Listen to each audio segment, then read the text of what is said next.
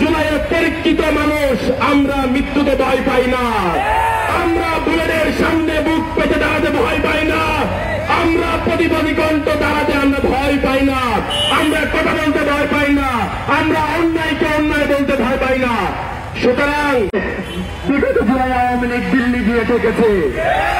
আপনারা যদি একই কাজ করতে চান তবে মনে রাখিয়েন, দিল্লি যাওয়ার জন্য এয়ারপোর্টে যাওয়ার সুযোগটাও আপনারা পাবেন না। আমরা ইতিহাসে দেখেছি ফেরাউন নমরুদের লাশ কোনো মাটি গ্রহণ করেনি। সে ফেরাউন নমরুদের মধ্যে কাজ করে এদেশের মানুষ আপনাদেরকে গ্রহণ করবে, এদেশের মাটি আপনাদেরকে গ্রহণ করবে, এদেশের পানি আপনাদেরকে গ্রহণ করবে, সেই স্বপ্ন দেখেন না। 5 আগস্ট পরবর্তী সময়ে এ পর্যায়ে বক্তব্য রাখাতে খুঁজে পাবে একটি নতুন বাংলাদেশ এর স্বপ্ন দেখবে, সেই বাংলাদেশে তাদেরকে নিরাপত্তা নিয়ে চিন্তা করতে হবে না।